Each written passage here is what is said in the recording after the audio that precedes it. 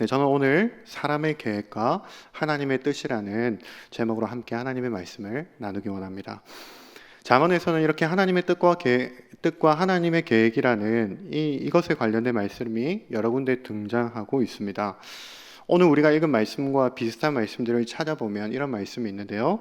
먼저 16장 1절에 마음의 경영은 사람에게 있어도 말의 응답은 여호와께로부터 나오느니라. 또 16장 9절에 사람이 마음으로 자기의 길을 계획할지라도 그의 걸음을 인도하시는 이는 여호와시니라. 또 16장 33절에 제비는 사람이 뽑으나 모든 일을 작정하기는 여호와께 있느니라. 또 오늘 말씀이죠. 19장 21절에 사람의 마음에는 많은 계획이 있어도 오직 여호와의 뜻만이 완전히 서리라. 그리고 20장 24절에 가서는 이렇게 말씀합니다. 사람의 걸음은 여호와로 말미암나니 사람이 어찌 자기의 길을 알 수 있으랴. 하나님의 뜻과 하나님의 계획과 관련된 이 말씀들을 보고 있으면 한 가지 공통점이 있습니다. 그것은 바로 하나님의 계획을 말하면서 사람의 계획과 분별해야 된다라고 말씀하고 있다는 공통점입니다. 그러니까 잠언은 사람의 계획과 하나님의 계획을 분별해서 하나님의 진정한 뜻을 알고 그것대로 살아가는 것이 진정한 지혜이다, 이렇게 말씀하는데요. 그러면 우리가 어떻게 이렇게 사람의 뜻과 하나님의 뜻을 분별해서 진정한 하나님의 뜻을 알 수 있을까요? 저는 오늘 여러분들에게 이렇게 하면 하나님의 뜻이고 또 저렇게 하면 사람의 뜻이다 라고 이렇게 답을 드리려고 하는 것은 아닙니다. 대신 우리는 하나님의 뜻을 다 알 수 없고 또 오히려 알 수 없는 그 상태를 깨닫는 것이 진정한 잠언에서 말하는 지혜이다 라고 이렇게 말씀드리려고 합니다. 그렇다고 해서 모르는 것이 약이다라고 말하는 그런 게으른 무지를 말씀드리려고 하는 것은 아니고요. 서양의 최고 지혜자인 소크라테스와 또 동양의 최고 철학자인 공자가 모르는 것을 깨닫는 것이 진정한 깨달음이다라고 이렇게 말한 것처럼 우리도 한계를 가진 인간으로 이 하나님의 뜻과 하나님의 계획을 다 알 수 없음을 인정하고 그것을 아는 것이 오늘 바로 잠언에서 말씀하는 지혜이다라고 하는 것을 말씀드리려고 합니다.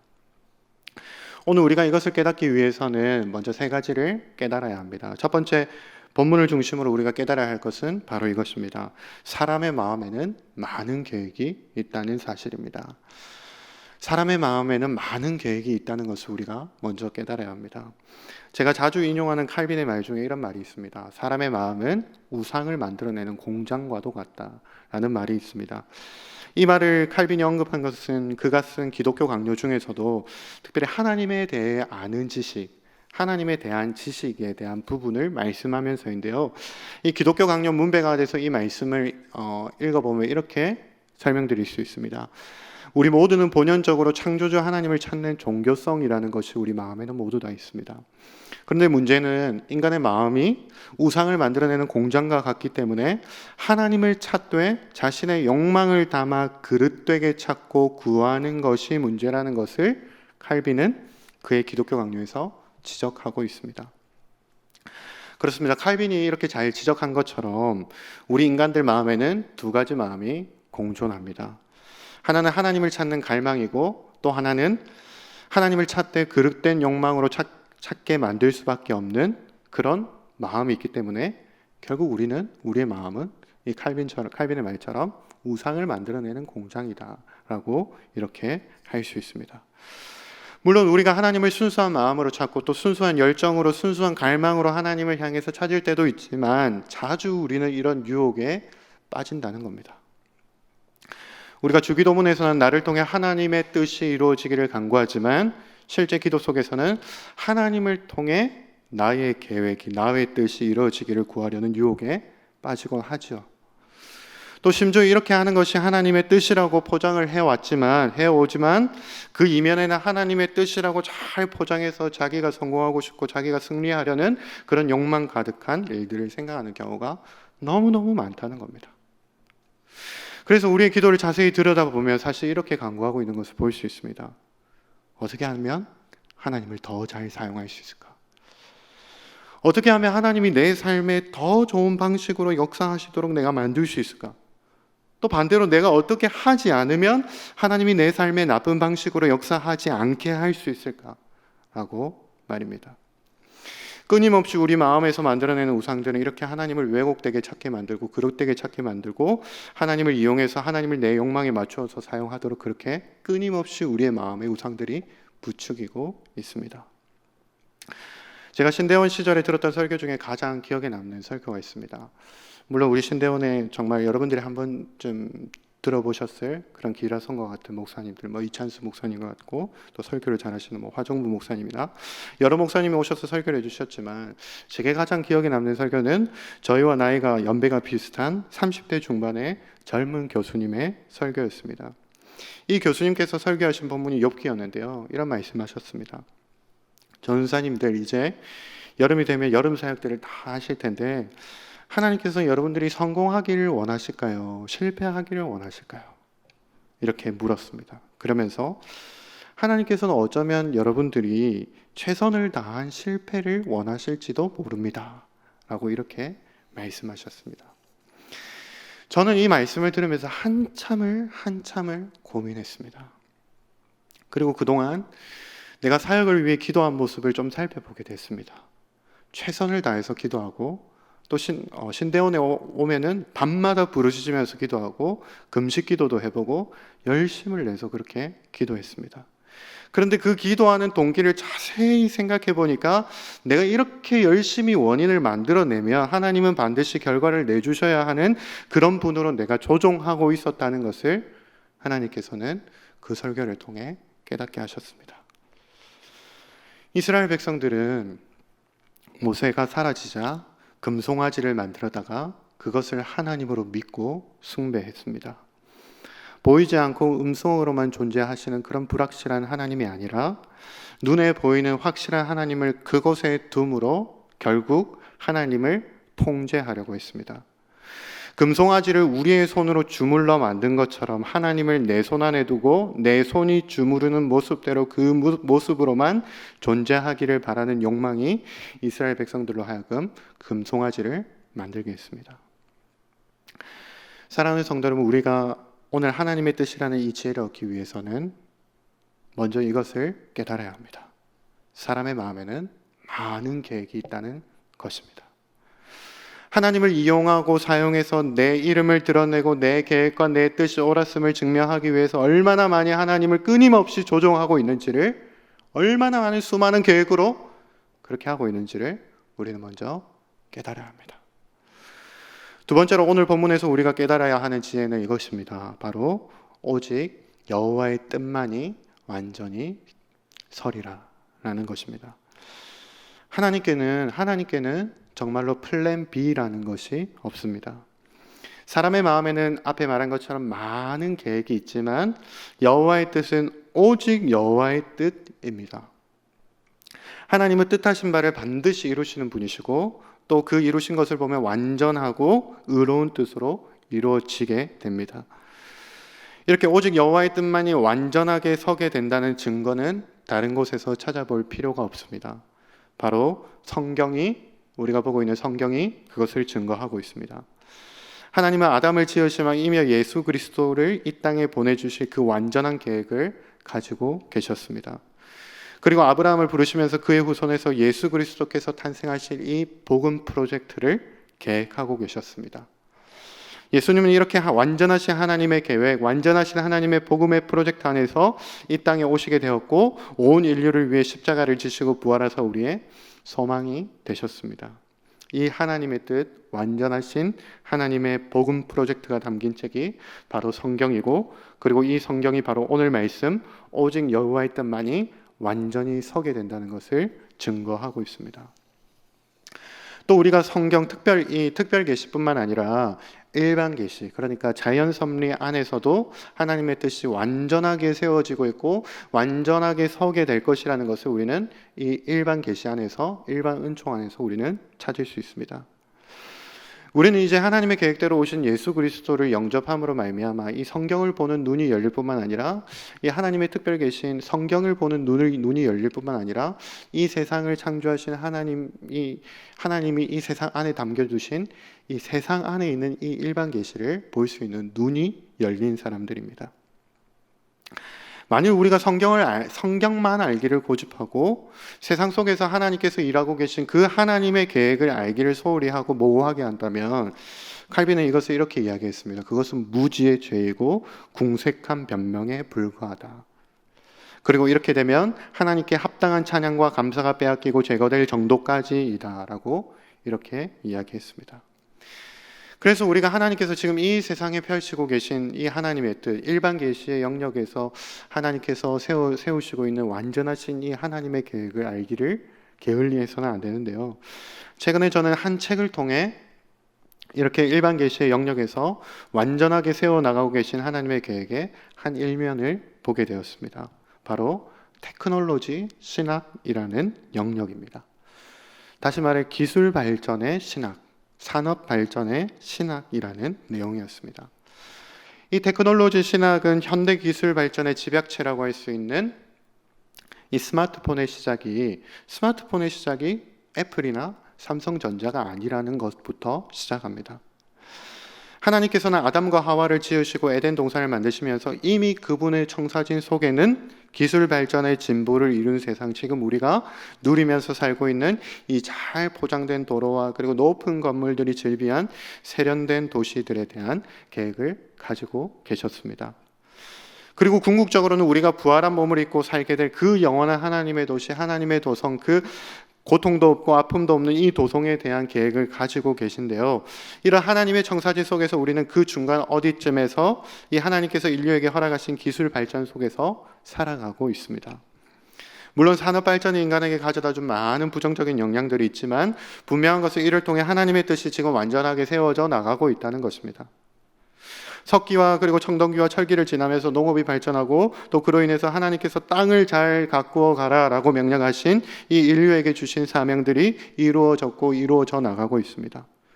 또 활자 기술의 발달로 수많은 성경이 보급되고 또 예루살렘을 떠나 온 유대와 사마리아와 땅끝까지 이르러 복음을 전하라는 이 사명이 증기기관차가 발견된 1차 산업혁명으로 말미암아 더 멀리 더 빠르게 이루어지게 되었습니다. 그리고 이 의료기술의 발달은 하나님께서 하와에게 주신 출산의 고통을 줄여주고 또 고통과 아픔이 없는 그 세상을 만들어 나가시는 이 하나님의 청사진을 우리가 조금이나마 볼 수 있게 만들었습니다. 또 의류 산업과 디자인의 발전은 어떻습니까? 벌거벗은 우리를 더 효과적으로 가려주게 되었죠. 사실 오늘 우리가 드리고 있는 이 예배 안에서만 생각해봐도 그렇습니다. 이런 테크놀로지 신학, 기술 발전의 신학을 발견할 수 있는데요. 악기를 만드는 기술이 발전되면서 우리는 지금 하나님을 향한 기쁨의 노래를 더 풍성하게 표현할 수 있게 되었고 또 디지털 화면이라는 이 기술로 하나님께 더 집중해서 예배를 드릴 수 있게 됐습니다. 기술 발전이 가져다준 악영향들이 많이 있지만 중요한 것은 하나님께서 이 세상의 모든 발전 과정을 그분의 손으로 직접 주관하고 계시고 이루어가고 계시고 인도해 나가고 계신데 그분의 뜻은 완전하게 서게 되는 완전한 뜻이라는 점입니다. 그래서 오늘 우리가 두 번째로 깨달아야 하는 지혜, 오직 여호와의 뜻만이 완전하게 세워지고 있다는 이 사실은 우리 주변을 조금만 둘러보아도 또 분명한 증거인 이 성경을 조금만 보아도 우리는 확실하게 깨달을 수 있습니다. 그러나 오늘 우리가 마지막 세 번째로 깨달아야 하는 사실은 제가 처음에 말씀드린 대로 우리가 이 하나님의 뜻을 다 알 수 없다는 것을 우리는 이것을 깨닫는 것이 바로 지혜입니다. 잠언의 결론이라고 할 수 있는 30장을 보시면 아굴의 잠언, 이 아굴이라는 인물이 등장하면서 지혜를 총망라하는 이 아굴이라는 인물이 등장하면서 이렇게 고백하는데 너무나도 충격적인 고백을 하고 있습니다. 30장 2절부터 4절까지 이렇게 말씀합니다. 나는 다른 사람에게 비하면 짐승이라 내게는 사람의 총명이 있지 아니하니라. 나는 지혜를 배우지 못하였고 또 거룩하신 자를 아는 지식이 없거니와 하늘에 올라갔다가 내려온 자가 누구인지 바람을 그 장중에 모으는 자가 누구인지 물에 옷을 싼 자가 누구인지 땅의 모든 것을 정한 자가 누구인지 그의 이름이 무엇인지 그의 아들의 이름이 무엇인지 너는 아느냐. 무슨 말씀입니까? 한마디로 지혜를 총망라하는 이 아굴이 아무것도 모른다는 겁니다. 또 구약 지혜 문헌의 최종 단계라고 할 수 있는 욥기에서도 이렇게 말씀합니다. 권선징악의 법칙으로 자신을 정죄하던 친구들과 한참 실랑이를 벌이다가 결국 욥이 하나님께 의로운 불평을 쏟아내니까 욥에게 하나님께서 이렇게 말씀하셨습니다. 내가 땅에 기초를 놓았을 때 내가 어디에 있었느냐? 너는 이 우주 만물의 원리와 그 섭리에 대해서 아느냐? 알 수 있느냐? 알았느냐? 라고 되물으면서 욥이 결코 알 수 없었음을 하나님께서는 깨닫게 하십니다. 사랑하는 성도 여러분, 우리는 하나님의 뜻을 결코 다 알 수 없습니다. 이것이 하나님의 뜻이고 저것은 하나님의 뜻이 아니고 하나님의 뜻대로 이렇게 될 것이라고 그 누구도 예측할 수 없습니다. 그래서 하나님의 입장에서 보면 하나님은 분명하시고 틀림이 없으시고 회전하는 그림자도 없으시고 변치 않으시는 분이시지만, 그런데 우리 연약한 우리의 시각에서 보면 우리가 전혀 예측 불가능한 것이 바로 하나님의 계획입니다. 그러면 우리가 무엇을 해야 합니까? 그러면 오늘 우리가 무엇을 이야기할 수 있습니까? 우리는 아무리 많은 계획을 세워도 왜곡되게 하나님을 찾을 수밖에 없는 그런 마음을 가진 사람들이니까 그저 체념해야 한다는 것을 말씀하는 것입니까? 결코 그렇지 않습니다. 오히려 그렇기 때문에 결론적으로 우리가 주님께 굴복해야 한다는 것을 말씀드리려고 합니다. 우리는 하나님께서 알려주시기 전까지 절대로 하나님의 계획을 깨달을 수도 없고 하나님께서 보여주시기 전까지는 절대로 한치 앞도 내다볼 수 없는 그런 연약한 존재들입니다. 그런데 하나님께서는 이렇게 연약한 우리에게 다가오셔서 말씀해 주십니다. 이렇게 연약한 우리에게 다가오셔서 보여주십니다. 우리가 그 결과를 다 예측할 수 없지만 하나님의 뜻을 우리에게 들려주시고 우리에게 오늘도 보여주십니다. 이렇게 무죄하고 연약하고 또 우리 마음에 계속해서 우상을 만들 수밖에 없는 이런 우리들에게 하나님께서는 직접 말씀하시고 직접 보여주시기 위해서 이 땅에 한 분을 보내셨습니다. 그분은 바로 예수 그리스도, 말씀으로 오신 예수 그리스도이십니다. 예수님이 이 땅에 오심으로 말미암아 무죄한 우리가 하나님의 계획의 그 일면이라도 알게 되었고, 또 하나님의 뜻을 손수건으로, 그 모세가 고백한 것처럼 손수건으로 가려진 것과 같지만 일부분이라도 우리가 보게 되었습니다. 팀 켈러 목사님은 그래서 복음을 이렇게 설명했습니다. 우리가 하나님을 믿으면 믿을수록 하나님은 더 위대한 분이라는 것을 우리가 점점 더 깨닫게 되지만, 또 그에 반해 나를 바라보면 바라볼수록 바울의 고백처럼 나는 점점점 죄인인데 나는 끝에 가서 죄인 중에 괴수이다 라고 이렇게 깨닫게 된다고 이야기합니다. 그리고 그 간격을 메꾸신 도대체 그 예수 그리스도의 은혜와 사랑은 얼마나 크신지 점점 더 깨닫게 되고 찬양하게 되고 경배하게 되는 것이 바로 이것이 복음이다라고 팀 켈러 목사님은 이렇게 이야기했습니다. 그렇습니다. 성도 여러분, 우리는 하나님을 알아가면 갈수록 그분의 뜻은 신묘막측하고 그분의 계획은 너무나도 원대하기 때문에 다 깨달을 수 없으면 우리는 고백할 수밖에 없습니다. 그런데 또 나를 바라보면 볼수록 바울 인생의 이 말미의 고백처럼 나는 죄인 중에 괴수이다라고 이렇게 고백할 수밖에 없는 어리석고 연약한 존재임을 깨닫게 됩니다. 그러면 도대체 그 간격을 메꾸신 예수 그리스도의 이 은혜와 사랑은 얼마나 큰지 다 헤아릴 수조차 없다고 고백하고 오직 그 주님께 굴복하는 것이 바로 오늘 우리가 하나님의 계획 앞에서 깨달아야 하는 지혜입니다.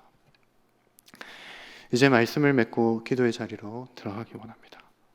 오늘 저는 본문을 중심으로 여러분들에게 세 가지를 깨달아야 한다고 말씀드렸습니다.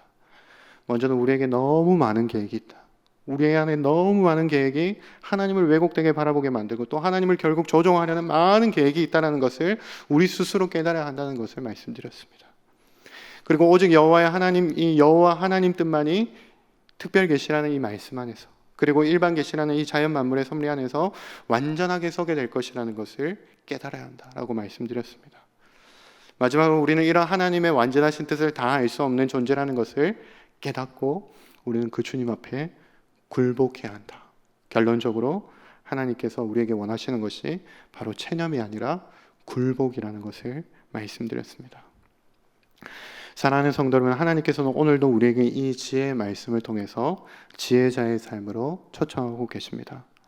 우리의 많은 기도 제목들 속에서 사실 나의 많은 계획이 있다는 것을 깨닫게 하시고, 그와 반대로 하나님의 뜻만이 온전하게 세워져 나가고 있다는 것을 또 깨닫게 하시고, 그리고 우리는 이 하나님의 뜻을 다 알 수 없으니 오늘도 그저 우리가 주님께서 말씀하시면, 주님께서 우리에게 마음을 주시면 그저 굴복하기를 원하시는 이 지혜자의 삶으로 오늘도 우리를 초청하고 계십니다. 오늘 이 저녁에도 우리에게 다가오셔서 말씀하시고 또 하나님과 우리와의 그 간격을 메우고 계신 이 예수 그리스도 주님께 이런 모습으로 나아가기 원합니다. 주여, 말씀만 하옵소서. 내가 듣겠나이다. 이런 심정으로 나아가시는 우리 모든 성도님들이 되시기를 예수님의 이름으로 축복합니다.